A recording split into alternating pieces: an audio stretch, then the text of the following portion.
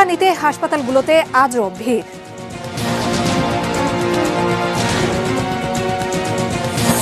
এই মাসে আসছে কোভ্যাক্সের 1,31,000 টিকা।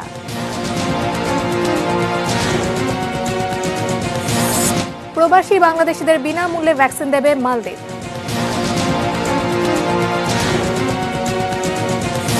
বাজেট বাড়ছে, কমছে না মশা।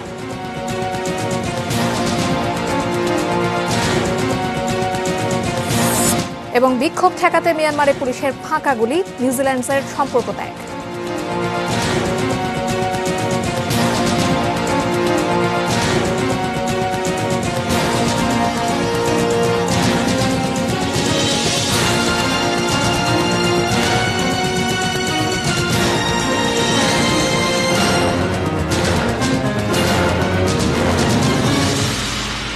দেখছেন এটিএন নিউজ। দুপুর 3টা নিউজ আওয়ারে আপনাদের সাথে আছি আমি জান্নাতুন নাহার জাকিয়া। এতক্ষণ সংবাদ শিরোনামগুলো শুনছিলেন। VSL, Angle, Channel, HB, VSL, Bikrampur steel limited. এবারে বিস্তারিত। করোনা টিকাদান কর্মসূচির তৃতীয় দিন আজ রাজধানী সহ সারা দেশের টিকাদান কেন্দ্রে ভিড় বাড়ছে মানুষের। ঢাকা মেডিকেল কলেজ হাসপাতাল থেকে সেখানকার টিকাদানের খবর জানাচ্ছেন আমাদের সহকর্মী একে আজাদ। সকাল থেকে রাজধানীর বিভিন্ন কোভিড টিকাদান কেন্দ্রে অনেকটাই উৎসবমুখর পরিবেশে টিকাদান কার্যক্রম পরিচালিত হচ্ছে। এর মধ্যে জাতীয় হৃদরোগ ইনস্টিটিউটে অন দ্য স্পট টিকাদান কার্যক্রমের ব্যবস্থাপনা নেওয়া হয়েছে। সে জায়গায় কেউই খালি হাতে ফিরে যাচ্ছেন না, কর্তৃপক্ষ যেরকমটি দাবি করেছেন। আমরাও সেখানে গিয়ে বিষয়টি একেবারে নিশ্চিত হয়েছি। যিনি জাতীয় পরিচয়পত্রের ফটোকপি নিয়ে আসছেন তাকে তারা অন দ্য স্পটেই টিকা দেওয়ার ব্যবস্থা করে দিচ্ছেন। এছাড়া নিউরোসায়েন্স ইনস্টিটিউটে সেখানেও সাধারণ মানুষজন যারা আগে থেকে SMS পেয়েছেন, যেটি নিশ্চিত SMS বলা হয়ে থাকে, সেই SMS নিয়ে যারা আসছেন তাদেরকে টিকা দেওয়া হচ্ছে। নিউরোসায়েন্স ইনস্টিটিউটে রাজনীতিবিদ মুজাহিদুল ইসলাম সেলিম টিকা নিয়েছেন। তিনি দাবি করেছেন যে প্রাইভেট কোম্পানিকে টিকা দায়িত্ব দেওয়ার কারণে অপপ্রচারের একটি সুযোগ তৈরি হয়েছে, তাই টিকা নিয়ে যাতে কেউ ব্যবসা করতে না পারে সরকারকে সেই দিকটা খেয়াল রাখার জন্য পরামর্শ দিয়েছেন। অপরদিকে ঢাকা মেডিকেল কলেজ হাসপাতাল কেন্দ্রে স্বাস্থ্য বিভাগের কর্মকর্তারা, স্বাস্থ্য সচিব, স্বাস্থ্য অধিদপ্তরের মহাপরিচালক তারা পরিদর্শন করেছেন। এই জায়গাটিতেও নিবন্ধনে অক্ষম এবং বয়স্ক ব্যক্তিদের জন্য অন দ্য স্পট টিকা নেওয়ার বিশেষ ব্যবস্থা রয়েছে। এখানকার ব্যবস্থাপনা দেখে তারা সন্তোষ প্রকাশ করেছেন এবং বলছেন মানুষ যাতে কোনোভাবেই টিকাদান কেন্দ্রে ভিড় না করে, ধীরে ধীরে আসে এবং প্রত্যেকেই টিকা পাবেন। এরই মধ্যে টিকা নিবন্ধনকারীর সংখ্যা 6 লাখ ছাড়িয়ে গেছে। দুদিনেই তারা 1 লাখের মতো টিকা দিয়েছেন, এরকমটি আমাদেরকে জানিয়েছেন। এখনকার মতো এই ছিল আমার কাছে সর্বশেষ। সিলেটে প্রথম দিনের তুলনায় দ্বিতীয় দিন ভ্যাকসিন নিয়েছেন প্রায় দ্বিগুণ মানুষ। তবে এই হার শহরে বাড়লেও গ্রামাঞ্চলে মানুষের মধ্যে এখনো রয়ে গেছে দ্বিধা। এসব বিষয়ে আরো জানতে আমরা সরাসরি যোগ দিচ্ছি আমাদের সিলেট প্রতিনিধি সজল ছোটির সঙ্গে। সজল, সিলেটে আজকের কি অবস্থা আমাদের জানাবেন? হ্যাঁ জাকিয়া, সকালে আমি যেটি বলেছিলাম যে গত দুদিন আমরা দেখেছি যে শহরে অনেক বেশি আগ্রহ মানুষের। অনেকে আজকে এসে কিন্তু সময় অতিক্রান্ত হয়ে যাওয়ার কারণ জানেন যে একটা যে সিম্পল থাকে সেখান থেকে 10 জনকে দেওয়া যায়। এই কোটা পূরণ না হওয়ার জন্য 2-1 জন ফেরত গিয়েছেন, কিন্তু গ্রামাঞ্চলে আগ্রহটা আজ হয়তো কিছুটা বৃদ্ধি পেয়েছে। আমরা সকালে যেটি বলছিলাম যে বিভিন্ন উপজেলায় দেখা গেছে প্রথম দিন 4 জন, গতকাল 10 জন, আজ কিছুটা বেড়েছে। তার মানে হয়তো প্রচারণা বাড়ছে বা মানুষের মধ্যে যে ভুল বোঝাবুঝিটা ছিল বিভিন্ন সামাজিক যোগাযোগ মাধ্যমে যে অপপ্রচারটি চলেছিল নানানভাবে, সেটি অতিক্রম হচ্ছে। ধীরে ধীরে গ্রামাঞ্চলে আগ্রহ বাড়ছে। কিন্তু সার্বিকভাবে সিলেটের কথা যদি বলি তাহলে অত্যন্ত সুশৃঙ্খলভাবে, বিশেষত শহর এলাকায় অত্যন্ত সুশৃঙ্খল এবং পরিচ্ছন্নভাবে করোনা ভ্যাকসিন প্রদান করা হচ্ছে এবং মানুষ প্রতিদিনই দ্বিগুণ হারে মানুষ বাড়ছে। আজও সকাল থেকে শুরু হওয়ার পর আমরা দেখেছি যে মানুষ সারবদ্ধভাবে এসে করোনার ভ্যাকসিন গ্রহণ করছেন এবং রেজিস্ট্রেশনের যে একটা বাধা ছিল তারা বলছে সেটা তো তারা এখন খুব বেশি ভোগান্তি পাচ্ছেন না। আমরা এই কিছুক্ষণ আগে এখানে এই যে করোনা সেন্টারটি দেখতে পাচ্ছি আমার পেছনে, সেটি কিন্তু অত্যন্ত পরিচ্ছন্ন। নতুন আউটডোর বিল্ডিংয়ে 12টি বুথ থেকে কেন্দ্রটি করা হয়েছে Sylhet MAG Osmani medical college হাসপাতালে এবং যে সিলেটের যে নগরী আরও পুলিশ লাইনে একটি বুথ আছে। আমরা সিলেট সিটি কর্পোরেশন যে প্রধান স্বাস্থ্য নির্বাহী কর্মকর্তা তাকে পেয়েছি। কিছুক্ষণ আগেই তো শেষ হয়েছে করোনার ভ্যাকসিন প্রদান আজকে।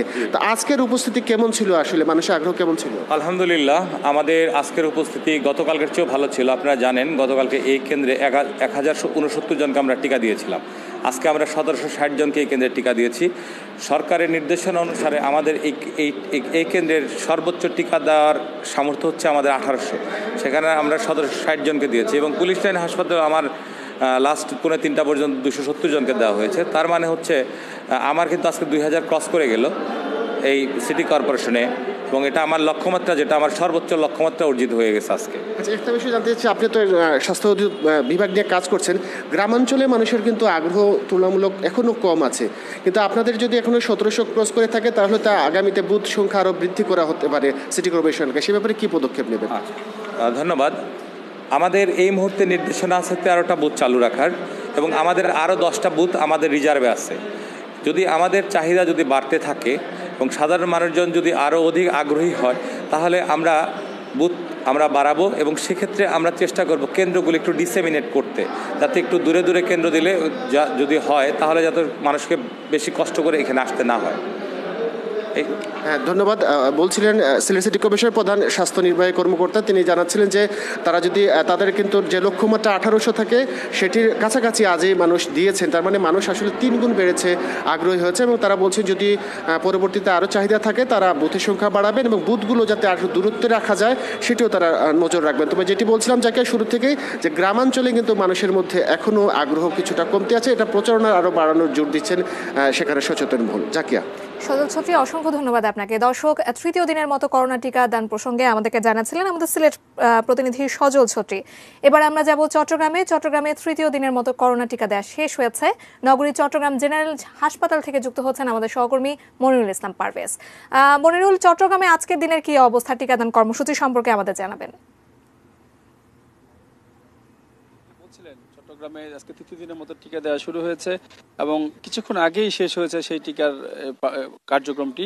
আর আপনার কাছে জানিয়ে রাখি, চট্টগ্রামে এটির বিশাল একটি এরিয়া ব্যাপী, অর্থাৎ মহানগরীতে 6টি কেন্দ্রে দেওয়া হচ্ছে, যেটি সিটি কর্পোরেশন তত্ত্বাবধান করছেন, এবং এছাড়া নগরীর 14টি উপজেলায় সেই টিকা দেওয়া হচ্ছে।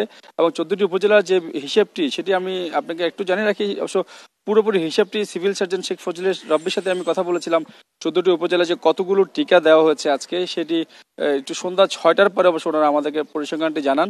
আর আরেকটি জিনিস জানিয়ে রাখি, সেটি হচ্ছে 32,466 জন রেজিস্ট্রেশন করেছেন বলে আমাদেরকে জানানো হয়েছে। এবং এছাড়া আমরা নগরের অনেকগুলো উপজেলায়, অর্থাৎ সীতাকুণ্ড উপজেলায়, তারপর বিআইটিআইটি, ফৌজদারহাট, ওইসব জায়গাগুলোতে আমরা গিয়েছি। সেখানে আমরা যতটুকু দেখতে পেয়েছি যে এখানে যারা আগে থেকে রেজিস্ট্রেশন করে রেখেছিলেন তাদেরকে দেওয়া হচ্ছে। মূলত ওখানে কাজ করেন, এবং অর্থাৎ উপজেলাতে যেমন উপজেলার ইউনো, তারপরে যারা আছেন ওই সরকারি পর্যায়ে যারা 50-55 যে ঊর্ধ্বে, তারাই মূলত টিকাগুলো প্রথমে নিচ্ছেন। আর সাধারণ পিপলের মধ্যে আমরা অনেককে দেখতে পেয়েছি যারা এসেছেন, তারা কিন্তু যে সহসা আসলেই যে রেজিস্ট্রেশনের মাধ্যমে পাচ্ছেন তেমনটি নয়। আসলে এই ব্যাপারটি আপনাকে একটু জানিয়ে রাখি যে সবার কিন্তু একটা দাবি আমাদের কাছে আজকে অনেকেই জানিয়েছিলেন যে এটি আর একটু সহজতর করার অনেকেই দাবি কিন্তু আমাদেরকে জানিয়েছেন। আর টিকার যে কার্যক্রম সেটি কিন্তু চট্টগ্রাম তৃতীয় দিনের মতো উৎসব আকারেই হয়েছে, এবং অধিকাংশ জেলা, মহানগরী এবং উপজেলাতে ওখানে যারা কাজ করে থাকেন বা আগে নিবন্ধন করেছেন তাদেরকেই কিন্তু টিকা দেওয়া হচ্ছে। এবং যেটা বলেছি আপনাকে যে প্রায় 35,000-এর মতো কিন্তু নিবন্ধন করা হয়েছে, তেমনটি আমাদেরকে সিভিল সার্জন অবশ্যই কিন্তু জানানো হয়েছিল। আর চট্টগ্রামের সিভিল সার্জন কার্যালয় থেকে এই ছিল সর্বশেষ। মনিরুল, অসংখ্য ধন্যবাদ। চট্টগ্রামে তৃতীয় দিনের মতো করোনা টিকা দেওয়ার প্রসঙ্গে আমাদের জানাচ্ছিলেন আমাদের চট্টগ্রাম প্রতিনিধি মনিরুল ইসলাম পারভেজ। গত 2 দিনের চেয়ে সারা দেশের টিকাদান কেন্দ্রগুলো আজ ভিড় ছিল আরো বেশি। একজনকে দেখে আগ্রহী হয়ে উঠছেন অন্যেরা। এরই মধ্যে যারা টিকা নিয়েছেন কারো তেমন পার্শ্ব প্রতিক্রিয়ার কথা জানা যায়নি। প্রতিনিধিদের পাঠানো তথ্য ছবিতে একটি ডেস্ক রিপোর্ট। আমি এটার অপেক্ষায় ছিলাম যে কবে আসবে আমাদের ভ্যাকসিন, ওই ভ্যাকসিন দিয়ে আমি বাইরে বেরোবো। আমি এতদিন বেরোতে পারিনি, আমি বাসায় ছিলাম।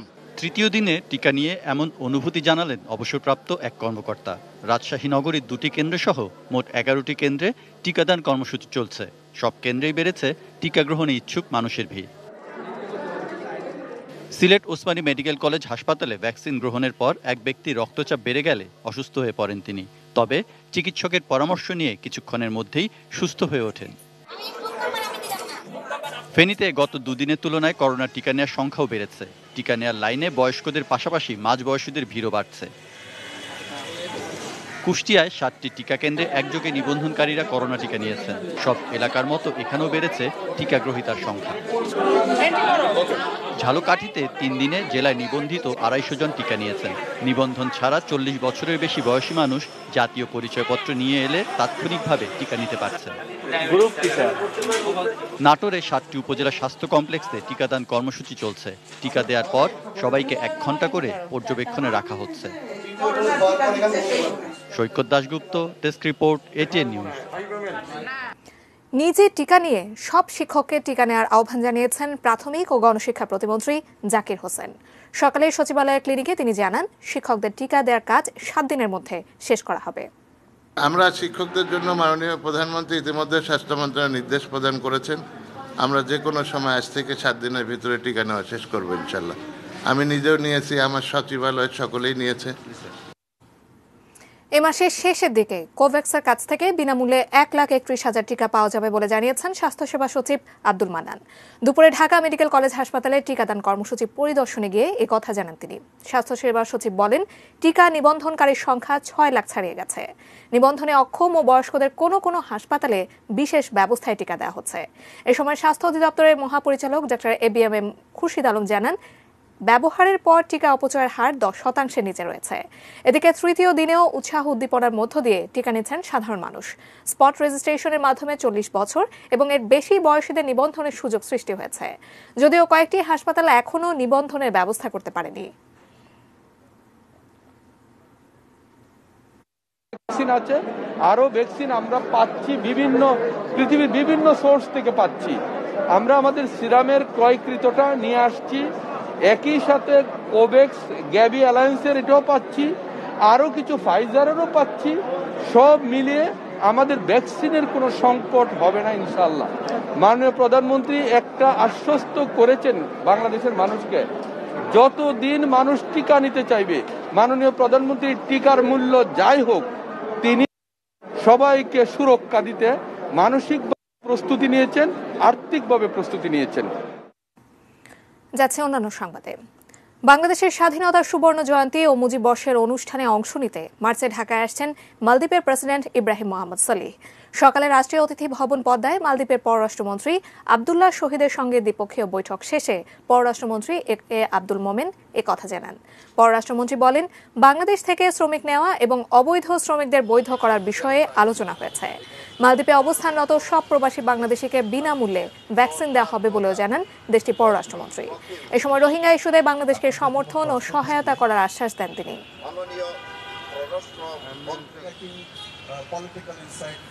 Whether they are, any workers in Maldives, foreigners including, they all will get vaccination free. We thank Maldives for that.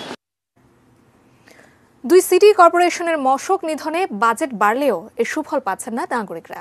Corporation বলছে, মশা মারতে প্রতি বছরই তাদের লোকবল ও সক্ষমতা বাড়ানো হচ্ছে। তবে ওষুধের বিরুদ্ধে বেঁচে থাকার সক্ষমতা বাড়ছে মশারও। তাহলে জীববৈচিত্র্য রক্ষা করে মশা থেকে মানুষকে স্বস্তি দিতে করণীয় কি, সে প্রশ্নের উত্তর খুঁজেছেন আমিনুল ইসলাম। গেল কয়েক বছর মশার যন্ত্রণায় কম ভোগেনি নাগরিকরা। ডেঙ্গু, চিকুনগুনিয়া রোগীর চাপ সামলাতে হিমশিম অবস্থা হয়েছে হাসপাতালগুলোতে। মশা নিয়ে কথা বলতে হয়েছে দেশের সর্বোচ্চ আদালতকেও। কোর্ট জানতে চেয়েছে যে এই ঔষধ কেন কাজ করতেছে না, তার বিরুদ্ধে একটা তদন্ত করে রিপোর্ট প্রদান করার। 1 বছর আগে নাগরিকদের যে মশা এত আতঙ্কে রেখেছে, এবার এ নিয়ে কি উদ্যোগ ঢাকার 2 সিটি কর্পোরেশনের? কিউলেক্স মশা এই সময়টাতে এসে বেশ বেড়ে গেছে এবং প্রতি শীতেই মশা কিন্তু একটু বাড়ে। কিন্তু এইবার আমরা মশা নিয়ন্ত্রণে রাখার জন্য যে কার্যকর পদক্ষেপগুলো নিয়েছি, আপনি দেখেন আমরা লার্ভিসাইডিং করছি, আমরা সন্ধ্যায় ফগিং করছি এবং আমরা 4th জেনারেশনের কিছু মেডিসিন নিয়ে আসছি, নভেল ইউরন নিয়ে আসছি। রাস্তাঘাটে একটু ময়লা পানি থাকে, কিন্তু পানি বৃষ্টি হলে যে পানি চলে যেত সেটা কিন্তু যায় না, যে কারণে কিন্তু কিউলেক্স মশার একটু বৃদ্ধি পায়। সেটাও আমরা প্রতিরোধের চেষ্টা করছি। কিন্তু মশা নিধনে সিটি কর্পোরেশনের এই উদ্যোগ কেন যথাযথ কাজে আসছে না?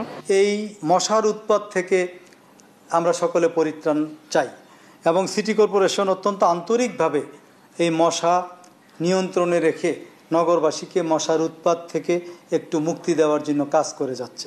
মশা নির্মূল কিন্তু হবে না, এটা কতটুকু কমিয়ে রাখা যায় আমরা সেই বিষয়টা স্থিরীকরণ সবসময় কাজ করে যাই। আপনারা জানেন মশার প্রজনন ক্ষেত্র যেগুলো আছে সেগুলো আমরা ধ্বংস করার চেষ্টা করি যেন মশার বংশবৃদ্ধি না হয়, আর বড় মশা মারার জন্য আমরা কিন্তু ওষুধ প্রয়োগ করে থাকি। মশার বাড়তি ডোজ মানুষের দেহের জন্য ক্ষতিকর হতে পারে, সে কথা মাথায় রেখেই মশক নিধনে ওষুধের মাত্রা নির্ধারণ করতে হয়। একই সঙ্গে জীববৈচিত্র্যে মশকের সঠিক মাত্রার উপস্থিতিও রাখতে হবে।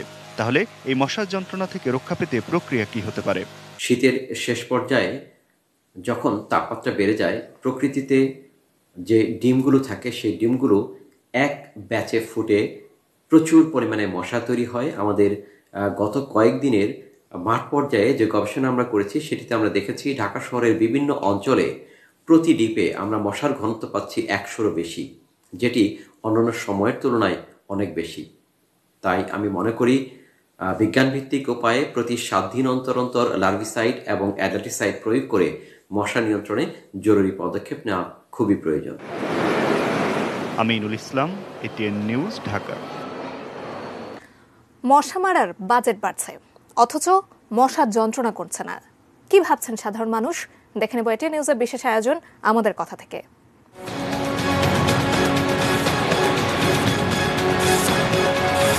এক এলাকায় যেদিন ওষুধ যেদিন ছিটাতে বলা হয়, এক এলাকায় আসে কিন্তু কিছুক্ষণ ক্যামেরা ট্রায়াল দিয়ে তারা চলে যায়, দেখা যায় আমাদের ওষুধ ছিটানো শেষ। কিন্তু আমরা জনগণ যারা শুধু মেশিনের বুরুম বুরুম শব্দই শুনি, কিন্তু সঠিক সুফল পাই না। সিটি কর্পোরেশন দাবি করছে যে ওষুধের কার্যকারিতা যথেষ্ট আছে, কিন্তু মশা বেঁচে থাকার সক্ষমতা বেড়ে গেছে। কিন্তু আমি মনে করি ওষুধের মধ্যে হয়তোবা কারণ ওই ধরনের কার্যকারিতা নেই যার ধরুন এদের বাঁচার সক্ষমতা বেড়ে গিয়েছে। মশার উপদ্রব কমাতে হলে মশার ওষুধ দিতে হবে। এখন 1 মাসে যদি একদিন দেয়, 3 মাসে যদি একদিন দেয়, তাহলে দুনিয়ার উপর মশা কমবে না। টেলিভিশনেই আপনারা দেখাচ্ছে মশা মারার ওষুধ ছিটাচ্ছে, কিন্তু আমরা তো এগুলোর ভিতরে কোনো পাচ্ছি না, সুবিধা পাচ্ছি না, সুফল পাচ্ছি না। সন্ধ্যা হলেই মশায় কামড়ায়, পড়তে বসলে মশায় কামড়ায়।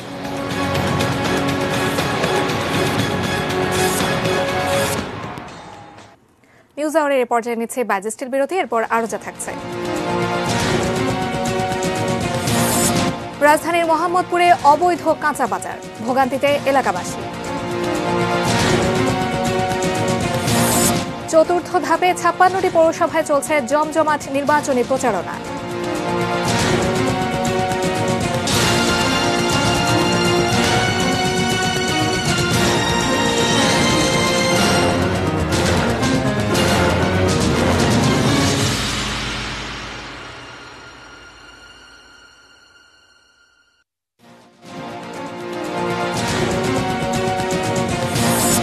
টিকা নিতে হাসপাতালগুলোতে আজও ভিড়।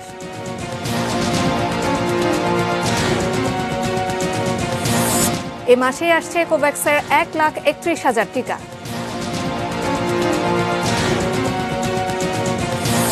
প্রবাসী বাংলাদেশিদের বিনামূল্যে ভ্যাকসিন দেবে মালদ্বীপ।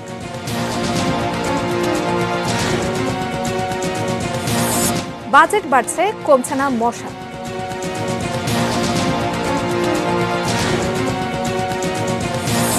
এবং বিক্ষোভ ঠেকাতে মিয়ানমারে পুলিশের ফাঁকা গুলি, নিউজিল্যান্ডের সম্পর্ক ত্যাগ।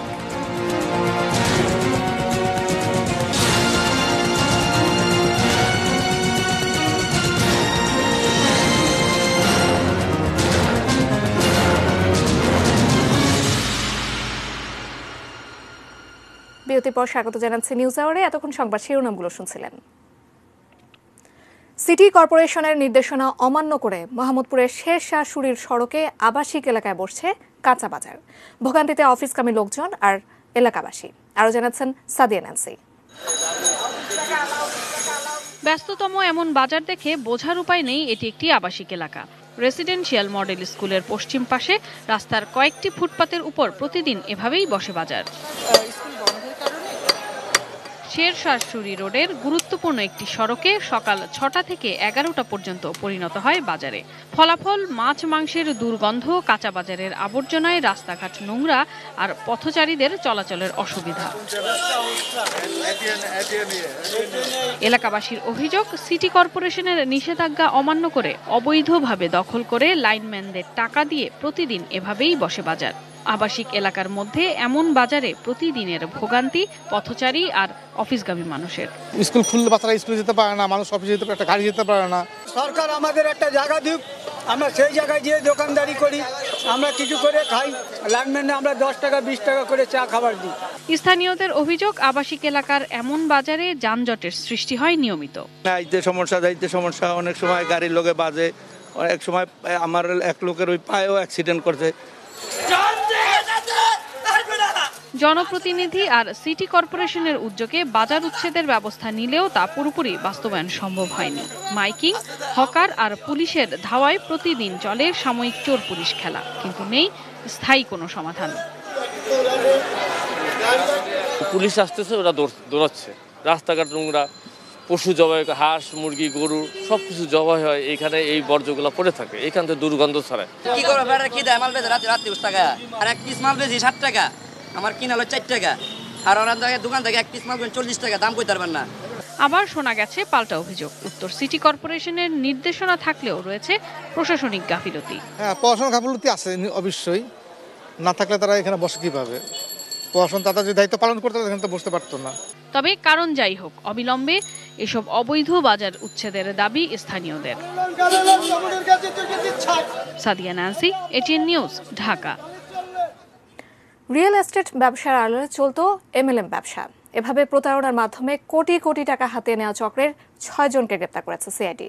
2 বছরে আমানত করা টাকা দ্বিগুণ, আর কয়েক বছর পর কোম্পানিকে কিছু টাকা দিয়ে হওয়া যাবে প্লট বা জমির মালিক, এমন প্রলোভন দেখাতো চক্রটি। উত্তরায় বিলাসবহুল অফিস তৈরি করে সিল সিটি নামে ভুয়া রিয়েল এস্টেট কোম্পানি খোলে চক্রটি। একজন টাকা বিনিয়োগ করলে তাদের কমিশনের বিনিময়ে অন্যদের বিনিয়োগ করাতেন। এভাবে ভুয়া রিয়েল এস্টেট ব্যবসার আড়ালে এমএলএম পদ্ধতিতে তারা প্রতারণা করছিল। এদিকে গুলশানের 2 মেয়েকে বাড়ি থেকে বের করে দেওয়ার ঘটনায় সৎমা আঞ্জু কাপুরকে গ্রেপ্তার করার কথা জানায় সিআইডি।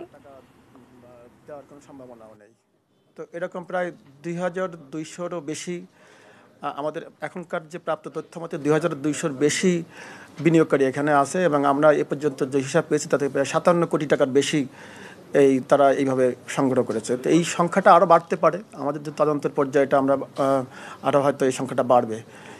তো এটা আমাদের কাছে মনে হচ্ছে যে আসলে একটা অভিনব প্রতারণা, কারণ এমএলএম কোম্পানিতে আমরা আগে দেখেছি সেই ডেস্টিনি থেকে শুরু করে, কিন্তু এই রিয়েল এস্টেট কথা বলে প্লট দিবে, সেই লিফলেট দেখিয়ে যাতে করে আপনার সাংবাদিক বা পুলিশের নজর এড়ানো যায়, সেই সুযোগটা তারা কাজে লাগিয়ে এই এতগুলো লোককে তারা প্রতারণা করেছে এবং করে যাচ্ছে এখনো। খাগড়াছড়িতে আগুনে পুড়ে মাওসৃজিতা দেওয়ার নামে এক মাদ্রাসার নারী প্রভাষকের মৃত্যু হয়েছে। ফায়ার সার্ভিস জানায়, সোমবার রাত 11টায় শহরের কলেজপাড়া এলাকার একটি বাসায় আগুন লাগে। অল্প সময়ের মধ্যেই আগুন ছড়িয়ে পড়ায় মাওসৃজিতা ঘর থেকে বের হতে পারেননি। ফায়ার সার্ভিসের 2টি ইউনিট প্রায় 1 ঘন্টা চেষ্টায় আগুন নিয়ন্ত্রণে আনে। কি কারণে আগুন লেগেছে তা এখনো নিশ্চিত হওয়া যায়নি। নিহতের বাবা মেকানজি দেওয়ান জানান, আগুন লাগার সময় তিনি বাইরে ছিলেন। মাওসৃজিতা খাগড়াছড়ি ইসলামিয়া আলিম মাদ্রাসার বাংলা বিভাগের প্রভাষক ছিলেন।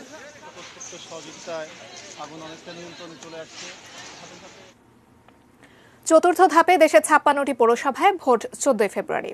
31 পৌরসভায় ইভিএম ও 25টিতে কাগজের ব্যালটে ভোট গ্রহণ করা হবে। নির্বাচনী এলাকাগুলোতে চলছে জমজমাট প্রচারণা। প্রতিনিধিদের পাঠানো তথ্য ছবিতে একটি ডেস্ক রিপোর্ট। ফরিদপুরের নগরকান্দা পৌরসভা নির্বাচনকে কেন্দ্র করে এলাকায় উৎসবমুখর পরিবেশ। দিনরাত এক করে প্রার্থীরা ছুটছেন ভোটারদের দ্বারে, দিচ্ছেন নানা প্রতিশ্রুতি, আর ভোটাররা চাচ্ছেন এলাকার উন্নয়ন। মানুষের সুখে দুঃখে একটু জাস্ট তাদের পাশে থাকার জন্য আপ্রাণ চেষ্টা করছি, এবং ইনশাআল্লাহ আমি আশাবাদী, আল্লাহর রহমত আমার 10 জন যেহেতু পাশে আমি জয়ের মালা নিয়ে আমি বের হব। পৌরসভার উন্নয়নের জন্য যে কাজ করবে তাকে ইনশাআল্লাহ আমরা ভোট দিব। খাগড়াছড়ির মাটিরাঙ্গা পৌরসভায় মোট ভোটার 18,965 জন। 25 বর্গ কিলোমিটার আয়তনের এই পৌরসভার ভোটাররা তাকেই প্রতিনিধি নির্বাচিত করবেন, যারা তাদের প্রধান সমস্যাগুলোর সমাধান করতে পারবেন। যোগ্যতা সম্পন্ন এবং মেধাবী চরিত্রবান ওই প্রার্থীকে আমি ভোট দেব। সবাই আমরা একসাথে চলতে পারি মতন এই ধরনের আমরা আশা করি যে প্রার্থী হোক না কেন আমরা সবাই এদের পক্ষে আছি। রাজবাড়ী ও গোয়ালন্দ পৌরসভার নাজুক ড্রেনেজ ব্যবস্থা আর বেহাল রাস্তা নিয়ে পৌরবাসীর অভিযোগ দীর্ঘদিনের। প্রার্থীদেরও প্রতিশ্রুতি, বিজয়ী হলে এসব সমস্যা সমাধান এবং এলাকার ব্যাপক উন্নয়ন। আমাদের এখানে পানি জমে, এখানে বিভিন্ন রকম ময়লা টলা জমে থেকে গন্ধ, রাস্তাটা ভালো হলে আমাদের খুব ভালো হয়। ক্ষমতাসীন দলের বিদ্রোহী প্রার্থীর আগুনে পুড়ছে ঠাকুরগাঁওয়ের রানীশংকুল পৌরসভা। এরই মধ্যে নিজ দলের 7 জন বিদ্রোহী প্রার্থীকে বহিষ্কার করেছে আওয়ামী লীগ। এছাড়াও রয়েছে বিএনপি, জাতীয় পার্টি সহ আরো 4 জন মেয়র প্রার্থী। তবে সুষ্ঠু নির্বাচনের জন্য সব ধরনের প্রস্তুতি রয়েছে বলে জানিয়েছে জেলা নির্বাচন কমিশন। একই সাথে জেলা নির্বাচন অফিসার, আমাদের রিটার্নিং অফিসার, ওনার নেতৃত্বে, ওনার সমন্বয়ের মাধ্যমে আমরা কিন্তু আমাদের সম্পূর্ণ প্রস্তুতি আমরা নিয়ে রেখেছি। Saikat Dasgupta, desk report, ATN news. Social Islami bank limited বাণিজ্য সংবাদ।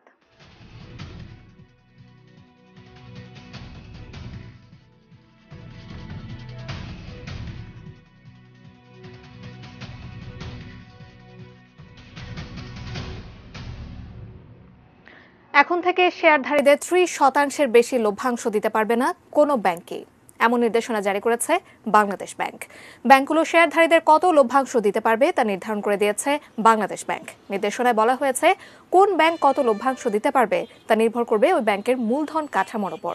শেয়ার বাজারে তালিকাভুক্ত অথবা তালিকাভুক্ত নয় এবং বিদেশি সব ব্যাংকের জন্যই এ নিয়ম প্রযোজ্য হবে। বর্তমানে দেশে সক্রিয় মোট ব্যাংকের সংখ্যা 61টি, এর মধ্যে 42টি বেসরকারি এবং 9টি বিদেশি ব্যাংক। এসব ব্যাংকের 30টি পুঁজি বাজারে তালিকাভুক্ত। মেটাল প্রেজেন্স কৃষি সংবাদ, সুজলা সুফলা।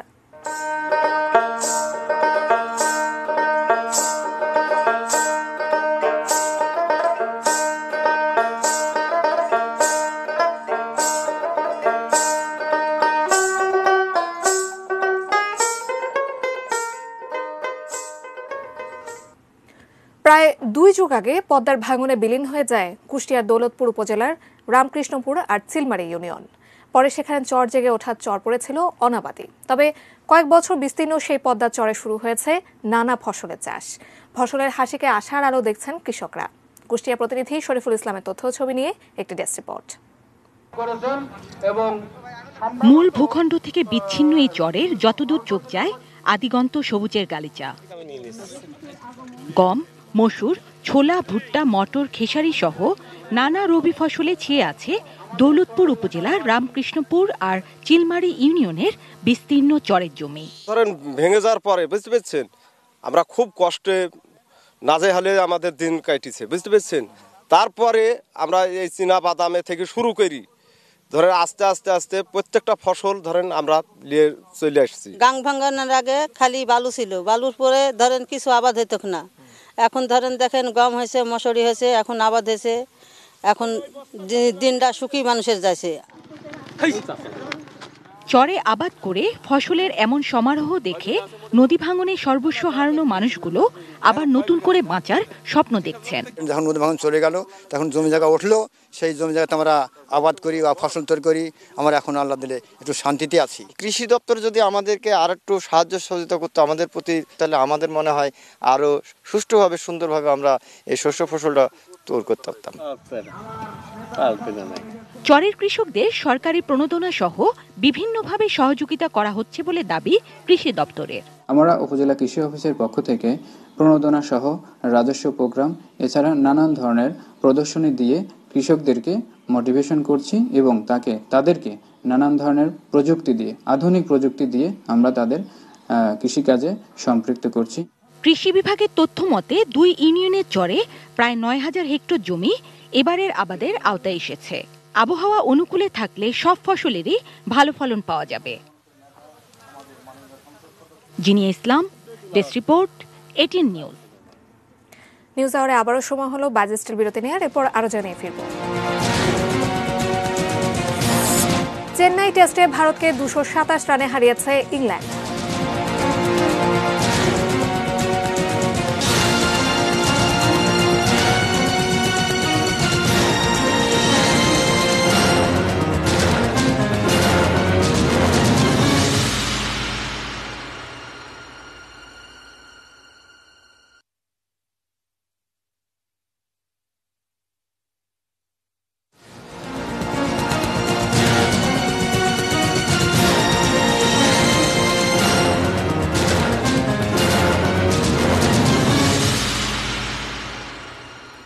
স্বাগত নিউজ আওয়ারে। এবারে দেশের বাইরের খবর।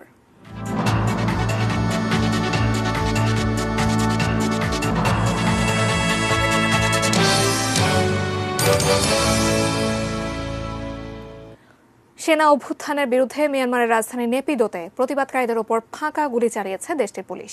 শুধু নেপিদো নয়, বেশ কয়েকটি শহরেও চতুর্থ দিনের মতো বিক্ষোভ চলছে। আহত হয়েছেন অনেকেই, বেশ কয়েকজনকে আটক করা হয়েছে। বিস্তারিত জানাচ্ছেন নিশীথ সূর্য। মিয়ানমার সেনাবাহিনীর নিষেধাজ্ঞা তোয়াক্কা না করে বিক্ষোভ প্রতিবাদ অব্যাহত রেখেছেন দেশটির সাধারণ মানুষ। মঙ্গলবার চতুর্থ দিনের মতো রাজপথে নেমে আসে হাজার হাজার বিক্ষোভকারী। কারো হাতে ফেস্টুন, কেউ বা পতাকা হাতে শত শত মোটর বাইকে করে বিক্ষোভে সামিল হন। নেপিদোতে সমবেত আন্দোলনকারীদের ছত্রভঙ্গ করতে প্রথমে জলকামান ছুড়ে পুলিশ। এক পর্যায়ে বিক্ষোভকারীদের সরিয়ে দেওয়ার চেষ্টা করা হয়, তারপরও তাদের সরাতে ব্যর্থ হলে ফাঁকা গুলি ছুড়ে মিয়ানমার পুলিশ। এ সময় কিছু বিক্ষোভকারী আহত হন। মান্দালা শহরে অন্তত ২৭ জনকে আটক করা হয়। শুধু নেপিদো নয়, দেশটির বিভিন্ন শহরে বিক্ষোভ অব্যাহত রয়েছে। মিয়ানমারের প্রধান শহর ইয়াঙ্গুনের চাউংয়ে বিক্ষোভকারীদের সঙ্গে একাত্মতা ঘোষণা করে সামিল হন শিক্ষকরা। এদিকে মিয়ানমারের সেনাবাহিনীর বিরুদ্ধে প্রথম আনুষ্ঠানিক পদক্ষেপ নিল নিউজিল্যান্ড সরকার। মঙ্গলবার মিয়ানমারের সঙ্গে কূটনৈতিক সম্পর্ক স্থগিত করার ঘোষণা দিয়েছেন নিউজিল্যান্ডের প্রধানমন্ত্রী জাসিন্ডা আর্ডার্ন। এর আগে সোমবার রাষ্ট্রীয় টেলিভিশনে ক্ষমতা দখলকারী সেনা প্রধান মিন অং লিং দেশজুড়ে জনসমাগমের উপর নিষেধাজ্ঞা আরোপ করেন। এছাড়া আন্দোলনকারীদের বিরুদ্ধে ব্যবস্থা নেওয়া হবে বলেও হুঁশিয়ারি উচ্চারণ করেন এই সামরিক জান্তা। নিশীথ সূর্য, ডেস্ক রিপোর্ট, এটিএন নিউজ। খেলার খবর।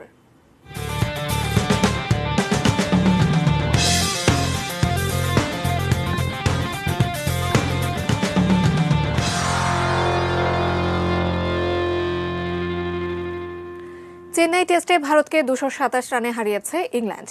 ইংলিশদের দেয়া 420 রানের টার্গেটে খেলতে নেমে 192 রানে থামে ভারতের ইনিংস। এই জয়ে 4 ম্যাচ সিরিজে 1-0 এগিয়ে গেল ইংল্যান্ড। আগের দিনে এক উইকেটে 39 রান নিয়ে খেলা শুরু করে ভারত, কিন্তু দিনের শুরু থেকে নিয়মিত বিরতিতে উইকেট হারাতে থাকে স্বাগতিকরা। তবে এক প্রান্ত আগলে ধরে কিছুটা প্রতিরোধ করেন অধিনায়ক বিরাট কোহলি। তার 72 রানের সুবাদে 192 রানে অল আউট হয় ভারত। ইংল্যান্ডের জ্যাক লিচ 4টি ও জেমস অ্যান্ডারসন নেন 3টি উইকেট। ম্যাচ সেরাই হয়েছেন প্রথম ইনিংসের ডাবল সেঞ্চুরি করা ইংল্যান্ড অধিনায়ক জো রুট। এর আগে ইংল্যান্ড নিজেদের প্রথম ইনিংসে করে 578 রান, আর দ্বিতীয় ইনিংসে অল আউট হয় 178 রানে। ভারত প্রথম ইনিংসে করেছিল 337 রান।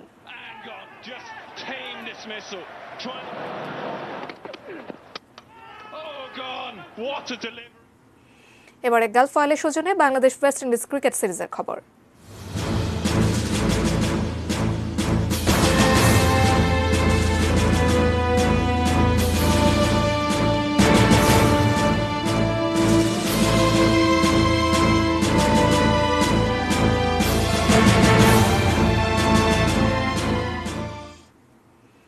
সকালে মিরপুরে ঐচ্ছিক অনুশীলন করেছে ওয়েস্ট ইন্ডিজ ক্রিকেট দল। তবে দলের সবাই অংশ নেননি আজকের অনুশীলনে।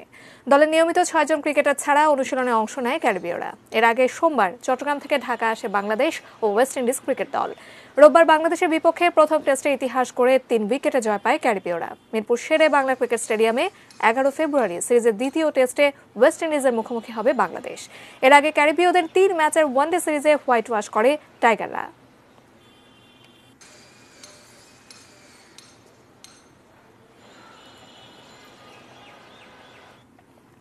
শেষ করব নিউজ আওয়ার, তার আগে এক নজরের সংবাদ শিরোনামগুলো জানিয়ে দিচ্ছে আরো একবার। টিকা নিতে হাসপাতালগুলোতে আজও ভিড়।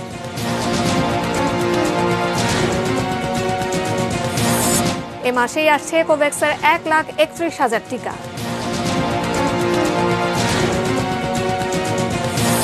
প্রবাসী বাংলাদেশিদের বিনামূল্যে ভ্যাকসিন দেবে মালদ্বীপ।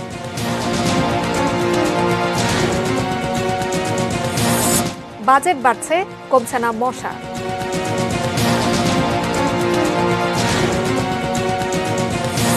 বিক্ষোভ ঠেকাতে মিয়ানমারে পুলিশের ফাঁকা গুলি, নিউজিল্যান্ডের সম্পর্ক ত্যাগ। রাজধানীর মোহাম্মদপুরে অবৈধ কাঁচা বাজার, ভোগান্তিতে এলাকাবাসী। চতুর্থ ধাপে 56টি পৌরসভায় চলছে জমজমাট নির্বাচনী প্রচারণা। এবং চেন্নাই টেস্টে ভারতকে 227 রানে হারিয়েছে ইংল্যান্ড।